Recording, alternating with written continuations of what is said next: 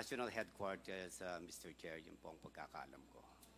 Anyway, Colonel Leonardo, Mr. Chair, gusto ko lang ipaalam sa iyo na according to the affidavit of Colonel Garma, lahat po ng narcolist doon po patungo sa iyo. And then, ikaw talaga ang may final authority to determine whether this individual should be included in that list or not.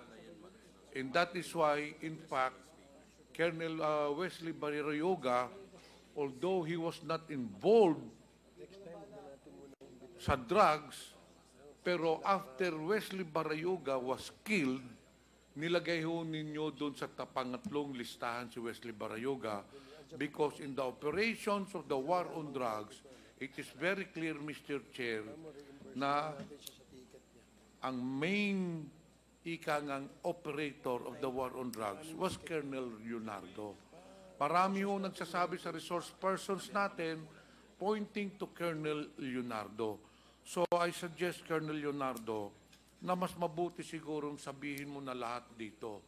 And Mr. Chair, nakikita na po talaga natin that indeed the affidavit of Colonel Garma is true. It was corroborated already by Colonel Leonardo. Lahat po ng sinaad dito ni Colonel Garma, ipinatunayan po ni Colonel Leonardo.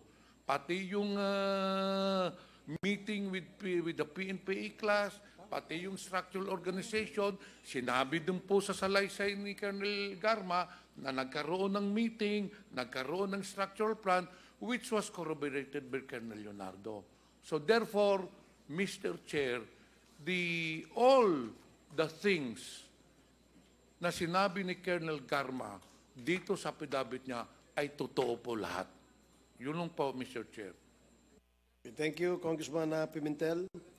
So the next to interpolate is Congressman Ernix Junicio. You have 10 minutes. Thank you, Mr. Chair. Questions for Colonel Garma. Good evening, Colonel Garma. Leonardo, boss. Sorry. Colonel Leonardo, I'm sorry, dito ako nakatingin. Thank you, Mr. Chair. Dati po kayo sa NCRPO, Colonel Leonardo? Tama po, Mr. Chair. Anong taon po yun? That was 2015 to 2016, Mr. Chair. Opo. Ano po ang naging trabaho niyo sa NCRPO? I was assigned the responsibility of as a station commander of Station 10, and after that, Station 2 of Manila, Mr. Chair. Napunta rin po kayo sa Maynila. Correct po, Mr. Chair. Saan po sa Maynila? Pandacan and Moriones, Mr. Chair. Yung Pandacan po, anong distrito sa Maynila yon? I think parang halo po yung District 5 and 4 yata po, Mr. Chair. Kundi po ako nagkakamali. Yung isa pa po sa Maynila, saan po yun nabanggit nyo? Moriones po, Mr. Chair. Saan pong distrito yun? I think Sa Tondo po yun, no? Tondo po. District 1 po ng lungsod ng Maynila. Opo, Mr. Chair. Opo. Masasabi niyo po ba sa akin kung ano yung mga naging accomplishments nyo doon sa pagdidestino nyo o sa serbisyo nyo sa Maynila? Yung pinaka-primary accomplishments po ninyo, Colonel Leonardo. I believe marami po kaming arrested wanted persons and operation against drug personalities na successful, and implementation of search warrants that were also implemented successfully, and filed cases against these personalities, and also contributed a lot in deployment of patrollers in those two areas, Mr. Chair. So you would say, Colonel Leonardo, that you are proud of your performance when you were assigned and you served in the city of Manila? Proud naman po kayo. little bit, Mr. Chair, not actually Oh, coverage, Mr. Chair. yes, Colonel Leonardo, because ano pong taon ulit yun? 2015 to 16?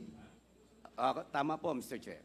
Oh, because during that time, we were hearing, medyo sumikat din po kayo noon sa lungsod ng Maynila na very, alam niyo po ba meaning ng ninja cops? Yes, Mr. Chair.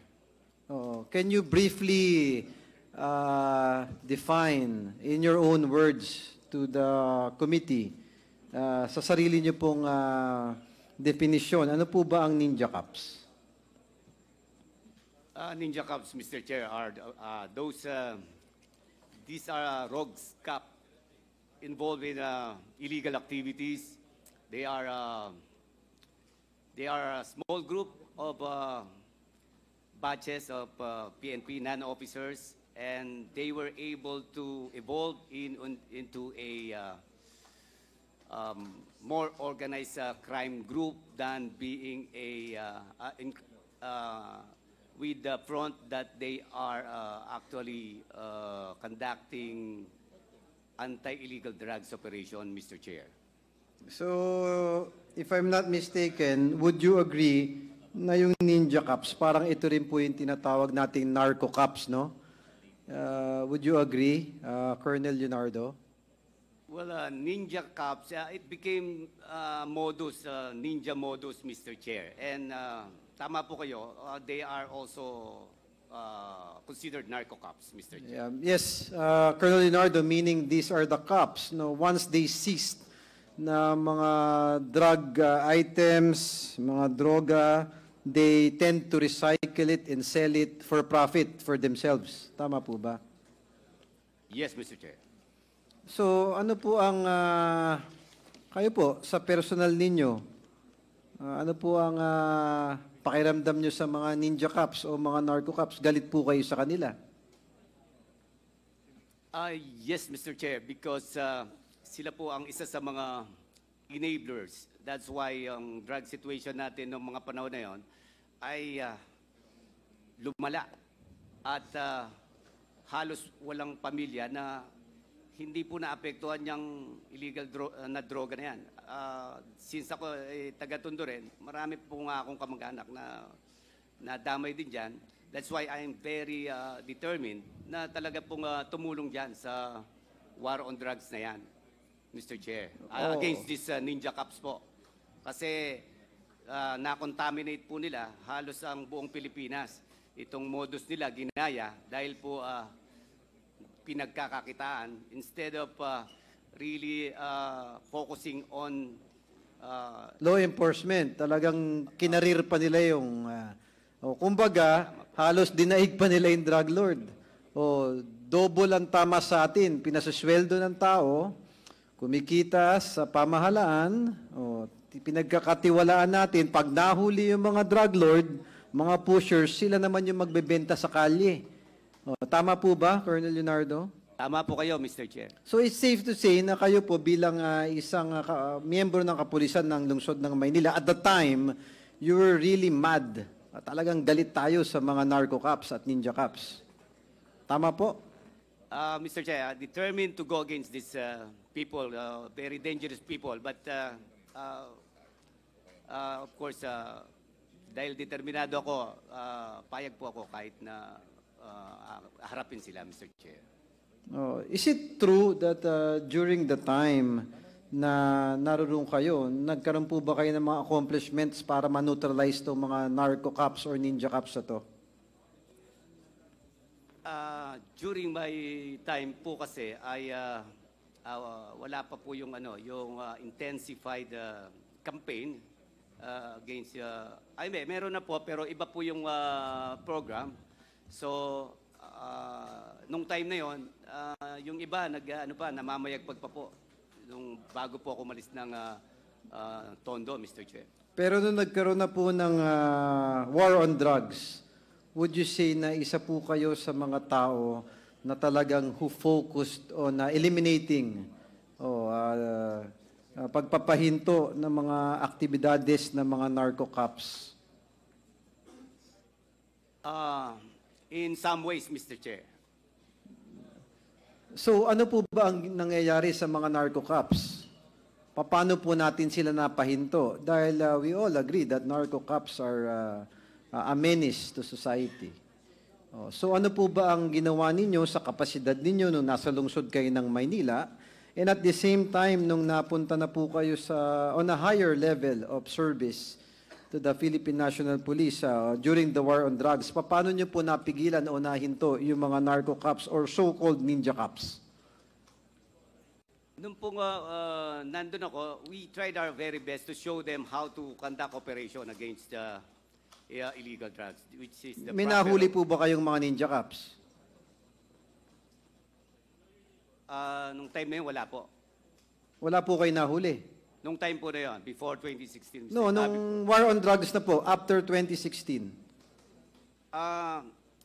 Wala po ako sa posisyon doon na mag-conduct ng tactical operation, Mr. Chair. Pero sa pagkaalam niyo po, the war on drugs in general, may mga nahuli po at nahinto naman ang mga ninja cops na ito. Mr. Chair, wala na po akong balita sa mga narco ninja cops, Mr. Chair. Sige.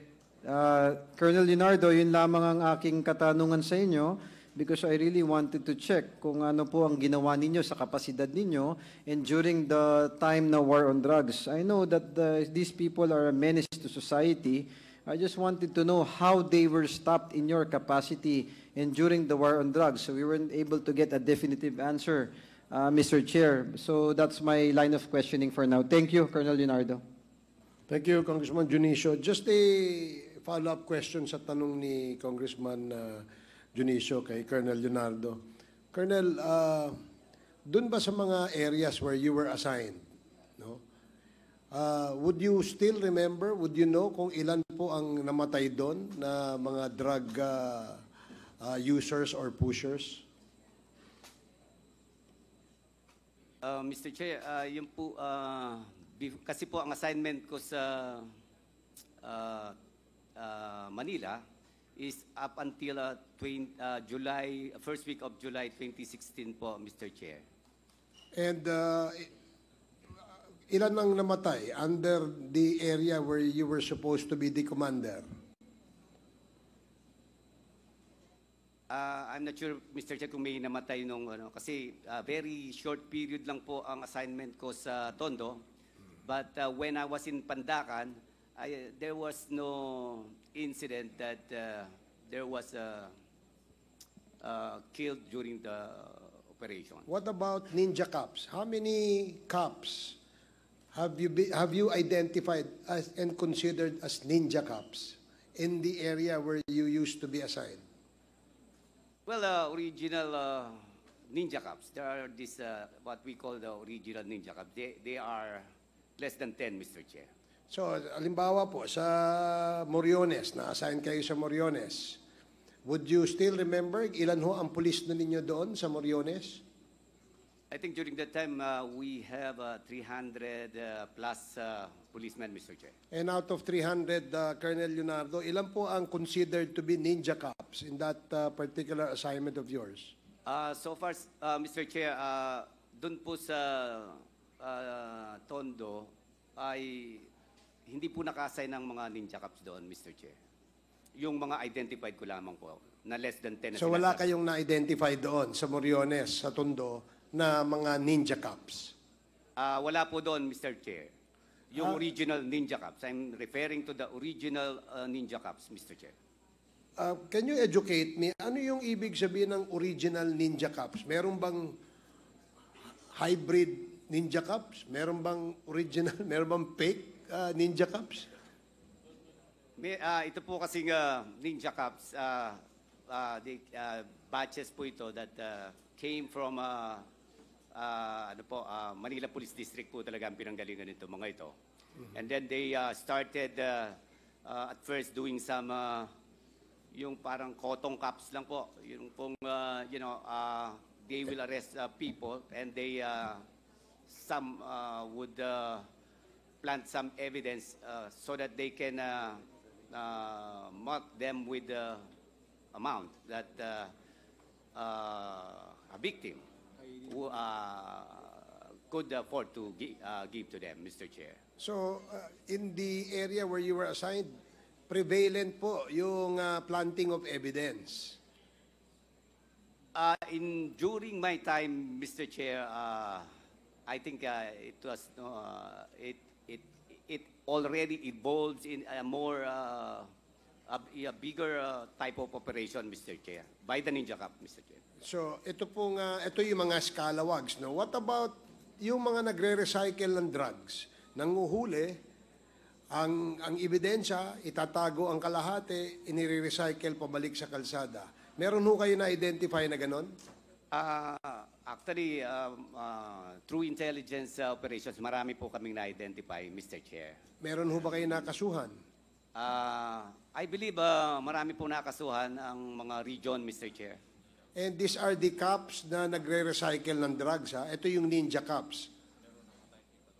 Tama po, Mr. Chair. And meron din pong mga iba, Ninja Liit, Bolt-in, and Bangketa Group, and other groups na halos gumaya na po dito sa mga Ninja Cups. So Mr. marami Chair. palang sistema ang trabaho na ginagawa ng mga scalawags.